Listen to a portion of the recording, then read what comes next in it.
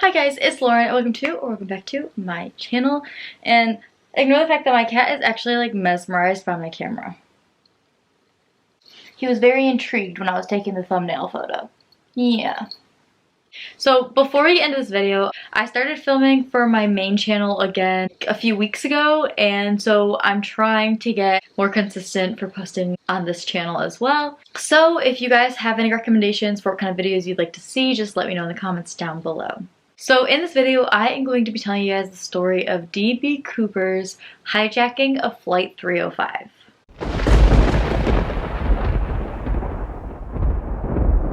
November 24th, 1971, a man identifying himself as Dan Cooper entered the airport in Portland, Oregon. He bought a $20 airline ticket for the 2:45 p.m. flight to Seattle. This plane was Boeing 727, designated as Flight 305. Back in the early 1970s, there were really no mandatory security checks that took place on domestic flights. This means that Cooper was able to board the flight without having his bag checked.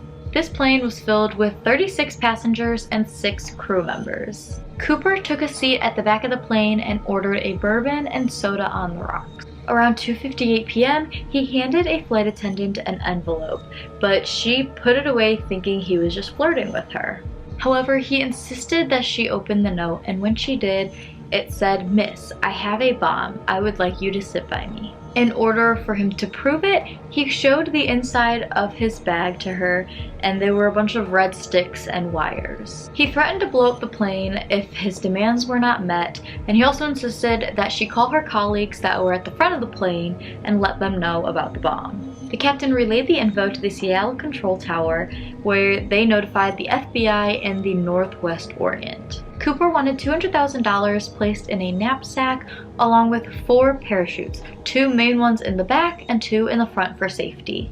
Once they landed in Seattle, the plane was to taxi to a remote part of the runway where they would refuel. Northwest Orient did agree to the demands. The FBI notified Seafirst Bank, providing $20 bills with pre-recorded serial numbers. Cooper drank his bourbon and smoked half a pack of cigarettes throughout his flight. When they did land in Seattle, the passengers were released along with 2 of the flight attendants, but the rest had to stay. They were held captive as the plane refueled, while the money and the parachutes were also given to him. Once refueled, the plane took off again, and Cooper demanded that the plane fly at no more than 10,000 feet with the landing gears out. The speed was set at 200 miles per hour, and Cooper insisted that they go to Mexico City. However, the plane was not carrying enough fuel to make that trip, so the pilot gave Cooper 2 options. They could either go to Phoenix or Reno, and Cooper chose Reno. The pilot set the flight path to Victor 23, and before you know it, there were 2 Air Force jets tailing the plane. At one point, Cooper told the remaining flight attendant to join her colleagues in the cockpit. While she was leaving, she saw him tie something around his waist, and this is believed to be the bag of money that was given to him. He took off his tie and left behind 2 of the parachutes. At 8:10 p.m., he had jumped from the rear door, and it took 35 minutes for him to make this jump. Now, this incident is happening while hijackings were a lot more common. By the mid-1970s, 150 had occurred in the US alone. The immediate search consisted of roughly 1,000 military troopers, and they searched the suspected area by foot and by helicopter. This case quickly got media attention, and because of a mistake from a wire service, it led the suspect to be named D.B. Cooper. However, the name has no relevance to the case. The FBI got multiple tips across the country, and they spent a lot of time interviewing and IDing relevant witnesses. Newspapers across the country were actually getting letters by a magnitude of people either claiming to be Cooper, to be praising Cooper, or even claiming to be his relative. Based off of evidence, Cooper was familiar with the Pacific Northwest. It was assumed that he most likely had a military background, however, this was later backtracked. It's also assumed that he probably acted alone because of the fact that the pilot was the one who chose the flight path to take. And they were able to get DNA from the tie that Cooper had left behind. The FBI had hit many dead ends throughout the years, and because of this, the original charge of air piracy, which had a 5-year limitation, turned into a violation of the Hobbs Act, which was a thing to try to prevent extortion. And the Hobbs Act does not have any limitations, so if Cooper was found today, he could still very well be charged with this crime, no matter how long ago it was. A break came in 1980 when a young boy found a rotting package in Vancouver, Washington on a sandbar that contained $5,800 in bills. These had the same serial numbers as the ones Cooper had stolen. The FBI theorized that they fell into the Washougal River and got stuck in the riverbed, but there was no other evidence found in this area. Over the years, the FBI had considered over 1,000 suspects. 800 of them were interviewed in the last 5 years. Only 24 remained by the time the investigation actually closed. So now we're going to go through all the suspects that made the biggest impact and were the main people of interest. Richard Floyd McCoy was the most promising person of interest. He was arrested for hijacking an airplane in April of 1972. In fact, he was the most promising, that he was the primary suspect for majority of this case. The two hijackings were similar, but he was eventually ruled out because he did not match the description that the flight attendants had given. He ended up being killed during a gunfight with FBI agents after he escaped prison. The second person of interest was Duane Weber, who actually confessed when he was on his deathbed. According to his wife, Jo, he actually had nightmares about leaving fingerprints on a plane. He had a knee injury that he claims came from jumping out of a plane. He also had an old Northwest airline ticket. He had also previously taken Jo to the area where the $5,800 would eventually be found. However, in the end, the FBI didn't think it was him.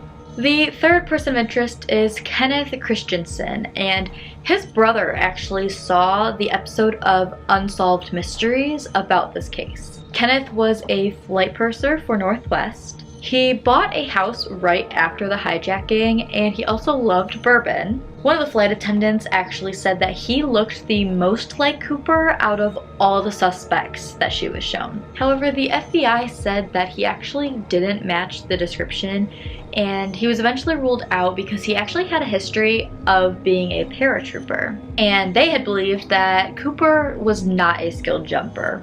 Robert Rackstraw was the next person of interest. In 2018, he was introduced as a suspect by FBI agents along with filmmaker Thomas Colbert. He was originally a person of interest, but he actually got eliminated in 1979. He was a Vietnam veteran, Special Forces trooper, explosives expert, and he was even a pilot with 22 different aliases. Many claim that proof is actually in a series of letters that were allegedly written by Cooper in the months following the hijacking. It's believed that there was actually one letter that had a code that was a confession. Las Vegas magazine writer Byron Brown actually believes that Jack Kofelt was the person who did this. He claimed to be a government informant and a conman from Missouri, and he was actually one of the top 20 suspects. Brown claims that his father actually accompanied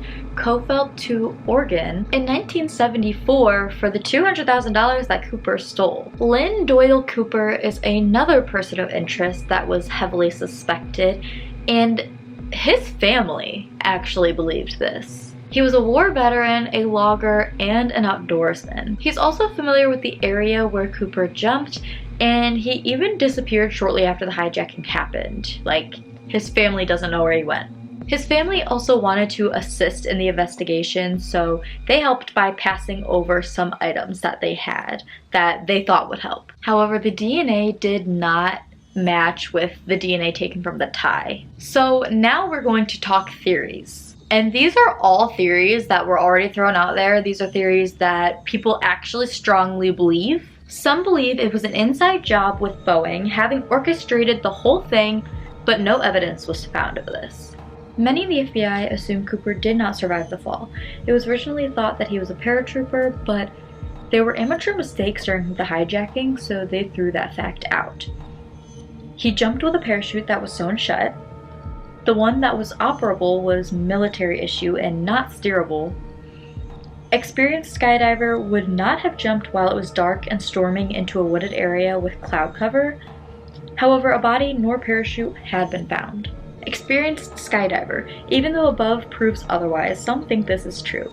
He refused instructions when offered, aware military chute could better withstand exit speed of jump, and seemed to know what he was doing when he was using all the equipment up until the jump. This would explain why no body was found. In 2016, the investigation was officially called off. All the evidence that was collected is now in DC at the FBI headquarters in order to be preserved for historical purposes. So thank you guys so much for watching this video. If you liked it, give it a thumbs up. If you disliked it, give it a thumbs down. I don't really care. Subscribe if you're new. Let me know in the comments down below what you thought of this case, what theories you think are a little far-fetched, which ones you think might be accurate. Are there any suspects you think that did the hijacking? Let me know all your thoughts in the comments down below. Bye!